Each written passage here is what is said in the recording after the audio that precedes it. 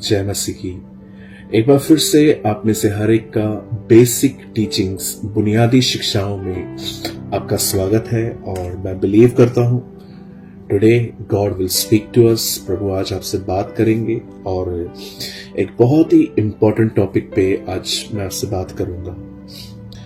और एक बार फिर से मैं आपको बताना चाहता हूं, मेरे भाइयों मेरी बहनों, जितने लोग मुझे देख रहे हैं, चाहे आप इंडिया से हैं या आप इंडिया से बाहर से हैं, मैं आप में से हर एक को बताना चाहता हूं, आपका परमेश्वर आपसे बहुत प्यार करता है। मैं आपको बताना चाहता हूं, आपके परमेश्वर ने आपसे ऐसी मोहब्बत की है कि उसने आपको पाने के लिए अपना बेटा दिया है।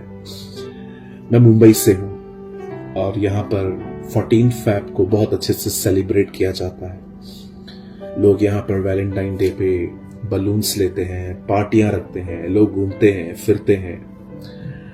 कल जब मैं उस दिन पे जब मैं एक चर्च में था, मैं एक प्रोग्राम में था जहां पर मुझे प्रीच करने के लिए बुलाया गया था और मैं देख रहा था रास्ते पे कि कैसे लोग जो है वो सेलिब्रेट कर रहे हैं। तब मुझे एक बात याद आई जो मैंने बहुत समय पहले पढ़ी थी कि वैलेंटाइन डे जो है वो 14 फैब में नहीं है, वो यूहन्ना के 3:16 में है, जॉन 3:16 में है कि खुदा ने हमसे ऐसी मोहब्बत की कि उसने हमारे लिए अपना बेटा दे दिया ताकि हम पैरिश ना हो, हम डिस्ट्रॉय ना हो, हम नाश ना हो, परंतु वह जीवन पाए जो अनंत जीवन है। मैं आप में से हर एक को कहना चाहता हूं, यू आर सो प्रेशियस, आप बहुत कीमती हैं, इतने कीमती कि आप में से हर एक को परमेश्वर ने पाने के लिए अपने बेटे को बलिदान कर दिया। एक तरफ जीसस था, एक तरफ हम थे। खुदा ने वो चाहता तो हमें पनिश कर सकता था, लेकिन उसने अपने बेटे को पनिश किया क्योंकि वो हमें पाना चाहता था। मैं आपको सच कहता हूं, जब मैं सुबह उठता हूं और जब मैं ऐसा सोचता भी हूं ना कि मुझे पाने के लिए उस महान परमेश्वर ने मेरे लिए क्या किया है, मैं सजदा कर देता हूं, मैं झुक जाता हूं कभी कभी उसके सामने कि तूने मुझे पाने के लिए क्या कीमत चुकाई है। मैं आपको भी कहना चाहता हूं, किसी वैल्यूएबल चीज को पाने के लिए ही कोई ऐसा कर सकता है। खुदा आपको बताना चाहता है कि चाहे दुनिया तेरी वैल्यू करे ना करे, यू आर वैल्यूएबल, तू बहुत कीमती है मेरी नजर में। सो कभी अपने आप को अकेला, लाचार, गरीब फील न करें। आप एक राजा के बेटे हैं और वो आपसे प्रेम करता है। एक छोटी सी टीचिंग मैं आज आपको देना चाहता हूं, ये बेसिक है और छोटा सा वचन है। और आज का जो वर्ड है वो है कि हमें किसके साथ संगति करनी चाहिए। मैं दोस्ती की बात नहीं कर रहा हूं, आप पूरी दुनिया के दोस्त बन सकते हैं। आपको रास्ते पे कोई भी मिलता है तो आप उसको हेलो बोल सकते हैं, जय मसीह बोल सकते हैं, प्रेज द लॉर्ड बोल सकते हैं।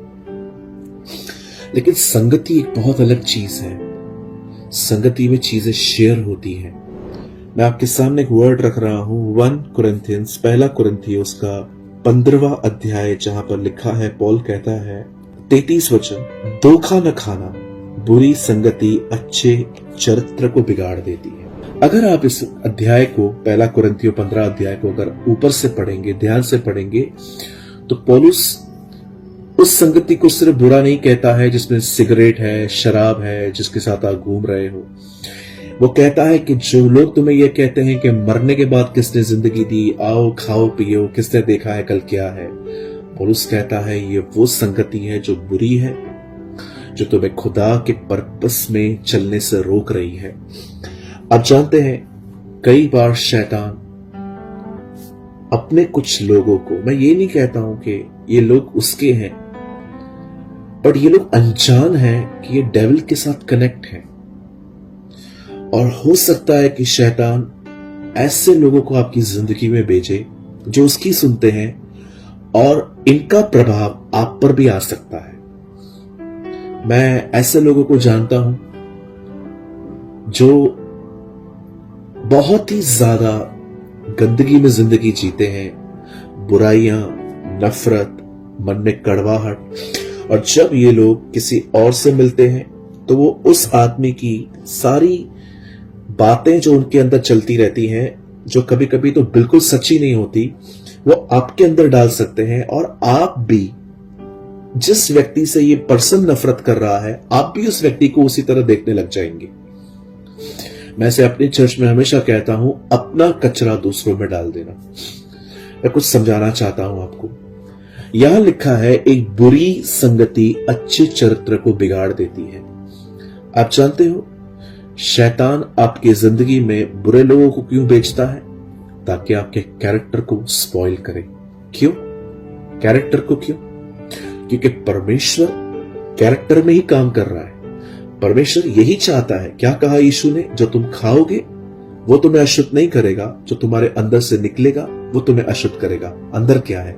कैरेक्टर, चरित्र है अंदर, एक रवैया है, एक एटीट्यूड है। प्रभु चाहता है कि हम यीशु की तरह बने। परमेश्वर चाहता है कि आप उसके पुत्र की तरह बने। शैतान चाहता है नहीं, आप उसकी तरह बने, आप उसकी गंदगी को और प्रमोट करें। आप जानते हैं, इजराइल के लोग जब मिस्र से निकले तब वो मूसा के साथ थे। यहोशू भी वहीं था। पर आप सोचो, उनकी लर्निंग में और इनकी लर्निंग में क्या फर्क था? ये उससे कुछ नहीं सीख पाए। लेकिन मूसा यहोशू उसी व्यक्ति के साथ रह के आने वाले दिनों के लिए तैयार हो सका।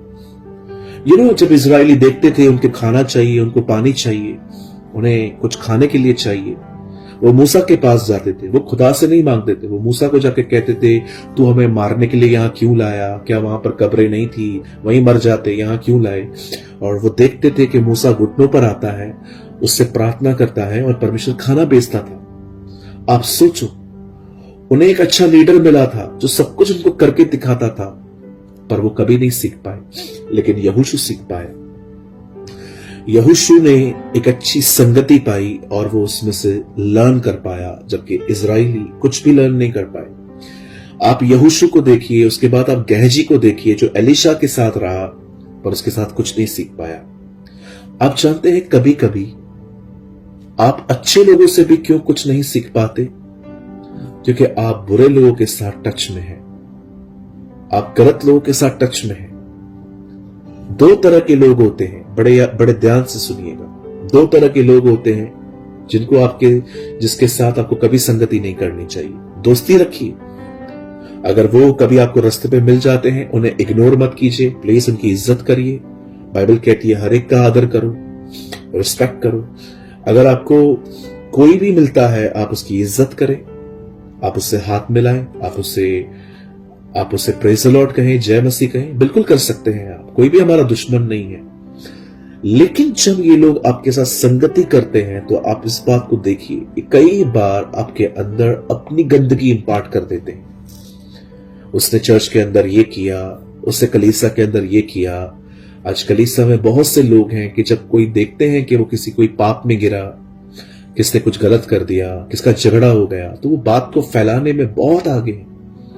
बहुत सारे कलीसिया के अंदर भाई बहन बैठे हैं इन दिनों में, जो सिर्फ और सिर्फ गुप्त बातों को खोलने में और लोगों की गलतियां दूसरों को बताने में, या उनको अगर ठेस लगी है तो किसी और को भी बोल देंगे। मैं आपको कहना चाहता हूं मेरे भाइयों बहनों, अगर आप एक ऐसी चर्च में हैं जहां पर आप ऐसों के साथ संगति कर रहे हैं जो प्रभु का वचन आपको नहीं बता रहे हैं, पर सिर्फ और सिर्फ कलीसिया के परिवारों की बातें कर रहे हैं और उनकी बुराइयां कर रहे हैं, निंदा कर रहे हैं, मैं आपको कहना चाहता हूं, भागो वहां से,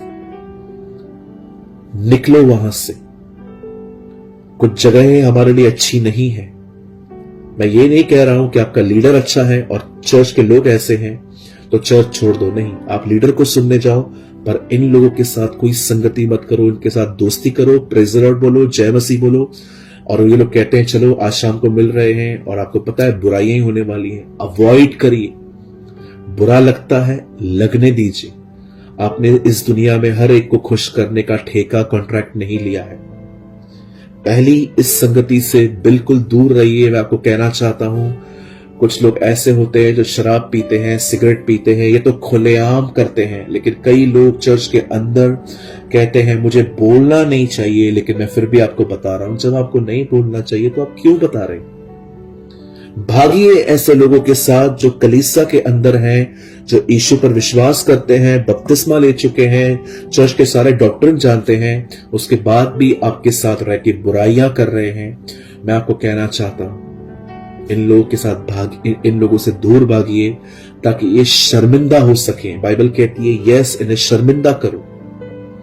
ये जो कर रहे हैं, ये क्या कर रहे हैं, ये आपको मैं सच कहता हूं, मैंने एक परमेश्वर के दास के मुंह से सुना था कि उनके चर्च के अंदर एक पर्सन आता था, वो कई साल तक उनके चर्च में ही था, लेकिन दूसरों के अंदर कलीसिया के लोगों के लिए नफरत डाल रहा था। खुद उसी कलीसिया में था, परंतु दूसरों को वहां से भगा रहा था। ऐसे भी लोग हैं। मैं आप में से कहना चाहता हूं, ऐसे पाखंडियों से बचें, ऐसे हिपोक्रेट लोगों से बचें। कलीसिया के अंदर ऐसे लोगों के साथ संगति करें। पौलुस कहता है तीमुथियुस को, दीनों के साथ संगति कर, जो शुद्ध मन से प्रभु का नाम लेते हैं। आप जानते हैं, आप वो व्यक्ति बनिए जो पापियों के साथ बैठकर उनकी हेल्प करें, न कि उन लोगों के साथ जो आपको अपने पापों में इन्वॉल्व कर रहे हैं। आप इतने स्ट्रांग बने कि आप यीशु की तरह उन लोगों के साथ बैठ के बात कर सकें जो गुनाह में है, तकलीफों में है, और आप अपने शब्दों के द्वारा उनकी हेल्प करें। पर अगर आप ही चर्च के अंदर, पॉलिटिक्स के अंदर इन्वॉल्व हैं, आप इनके साथ कब समय बिताएंगे?